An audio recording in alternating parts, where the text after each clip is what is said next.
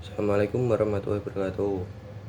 Perkenalkan, nama saya Muhammad Farrozi dengan NIM P.131.24.0295. Saya di sini akan mempresentasikan tentang makalah saya yang berjudul Ijtihad sebagai Sumber Hukum Islam. Di sini saya akan mempresentasikan tentang rumusan-rumusan masalah dan juga pembahasan-pembahasannya. Langsung saja menuju ke materi. Rumusan masalah yang pertama, apa itu yang dimaksud dengan ijtihad? Menurut bahasa, ijtihad berarti pengerahan segala kemampuan untuk mengerjakan sesuatu yang sulit. Atas dasar ini, maka tidak tepat apabila ijtihad dipergunakan untuk melakukan sesuatu yang mudah atau ringan. Pengertian ijtihad menurut istilah hukum Islam ialah mencurahkan tenaga atau memeras pikiran untuk menemukan hukum agama syara melalui salah satu dalil syara dan tanpa cara-cara tertentu. Usaha tersebut merupakan pemikiran dengan kemampuan sendiri semata-mata. Muhammad Ibnu Hasan Al-Jayyani mengatakan bahwa ijtihad adalah mengerahkan semua pemikiran dalam mengkaji dalil syariah untuk menentukan beberapa hukum syariat. Berdasarkan definisi tersebut mengandung beberapa ketentuan, yaitu yang pertama, sesungguhnya ijtihad merupakan mengerahkan pemikiran dalam mengkaji dalil-dalil dan hal ini lebih umum dari qiyas. Yang kedua, ijtihad dilakukan oleh faqih, yaitu orang-orang yang mengetahui dalil dan cara istinbat al-hukum. Yang ketiga, ijtihad dilakukan terhadap sesuatu yang belum ada hukumnya atau bersifat jami' serta menghasilkan hukum yang bersifat jani.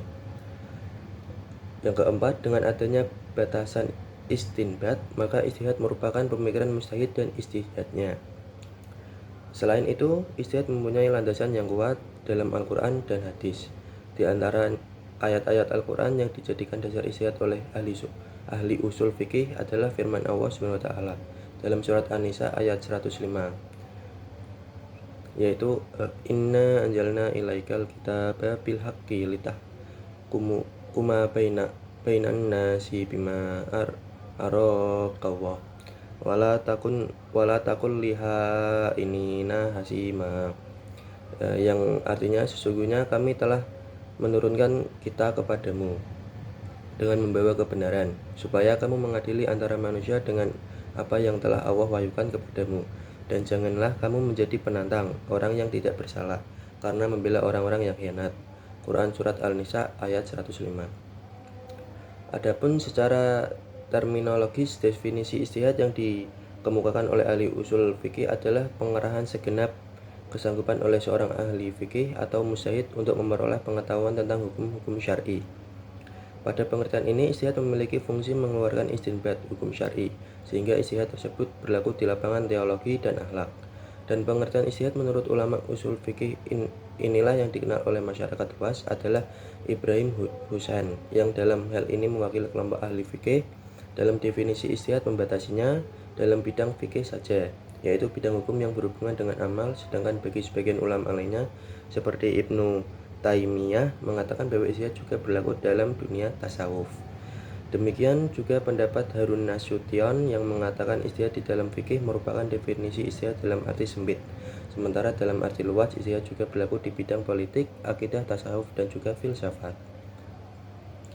Yang kedua ada rumusan masalah yang kedua adalah syarat-syarat seorang mujtahid atau berijtihad. Syarat-syarat seorang dapat dikatakan mujtahid yaitu yang pertama, pintu ijtihad senantiasa terbuka sepanjang zaman seiring dengan perkembangan kehidupan manusia. Oleh karena itu, ijtihad tetap selalu dibutuhkan sebagai solusi atas kejumudan Islam dan ketaklidan penganutnya. Namun hal yang demikian bukan berarti semua orang boleh secara bebas dan semuanya melakukan ijtihad. Hal ini sama dengan tidak semuanya memiliki otoritas sebagai seorang dokter dalam mendiagnosis suatu penyakit dan memberikan resep kepada seorang pasien.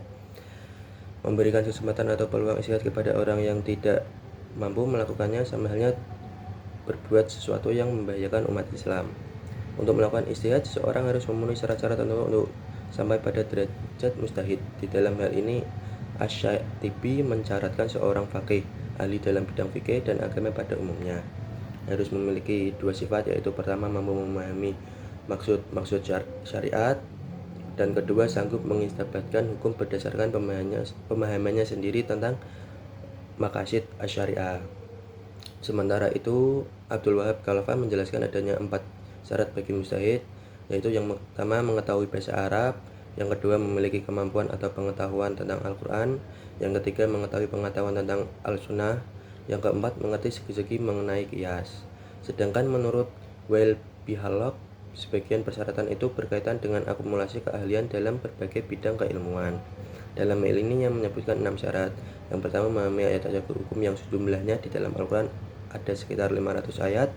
Yang kedua mengetahui koleksi hadis-hadis hukum termasuk mengetahui teknik kritik hadis. Yang ketiga menguasai bahasa Arab. 4 menguasai pengetahuan tentang nasah. 5 menguasai prosedur penarikan kesimpulan istinbat al-hukmi. Yang keenam mengetahui kasus-kasus yang telah menjadi konsensus. Tentang kebenaran seorang mujtahid dalam ijtihadnya terdapat dua kemungkinan. Kemungkinan pertama adalah ia benar dalam ijtihadnya sehingga memperoleh 2 pahala karena ia memenuhi kewajibannya berijtihad dan berhasil mencapai kebenaran dalam ijtihadnya, dan kemungkinan yang kedua adalah ia salah maka kepadanya diberikan 1 pahala sebagai pengakuan atas usahanya memenuhi kewajiban berijtihad. Pada ahli usul fikih tampaknya sepakat bahwa di dalam ijtihad hanya ada satu yang benar. Kendati demikian bagi mujtahid yang ijtihadnya keliru maka tidak berakibat dosa baginya. Yang rumusan masalah yang ketiga ada metode-metode berijtihad, yaitu ada beberapa metode atau cara untuk memperlakukan ijtihad, baik ijtihad dilakukan sendiri maupun bersama-sama dengan orang lain. Di antara orang berijtihad adalah ijma', qiyas, istidlal, al-masih, al-mursalah, istihab, urf, dan lain-lain. Berikut penjelasannya. Ijma adalah persetujuan atau kesesuaian pendapat para ahli mengenai sesuatu masalah pada suatu tempat di suatu masa. Persetujuan itu diperoleh dengan suatu cara di tempat yang sama.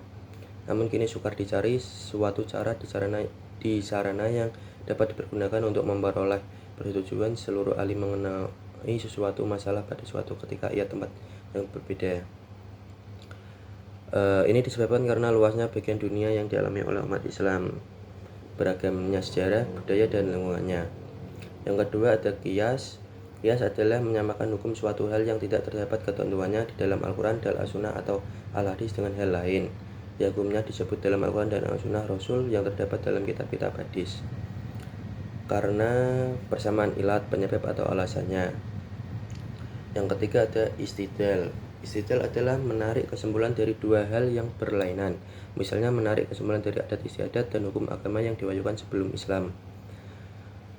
Yang keempat masalih al-mursalah atau disebut juga masalah mursalah adalah cara menemukan hukum sesuatu yang tidak terdapat ketentuannya baik di dalam Al-Quran maupun dalam kitab-kitab hadis.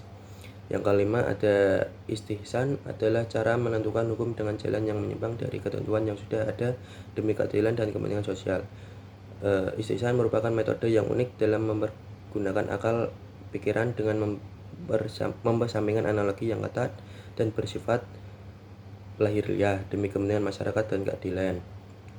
6 ada istisab. Istisab adalah menetapkan hukum sesuatu yang menurut keadaan yang terjadi sebelumnya sampai ada dalil yang mengubahnya, atau dengan perkataan lain dapat dikatakan istisab adalah melangsungkan berlakunya hukum yang telah ada karena belum ada ketentuan lain yang membatalkannya.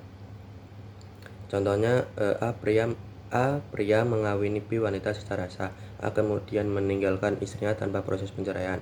Pria melamar B yang menurut kenyataannya tidak mempunyai suami walaupun B menerima lamaran itu perkawinan antara C dan B tidak dapat dilangsungkan karena status B adalah masih istri A. Yang 7 ada adat istiadat atau urf yang tidak bertentangan dengan hukum Islam dapat dikukuhkan tetap terus berlaku bagi masyarakat yang bersangkutan.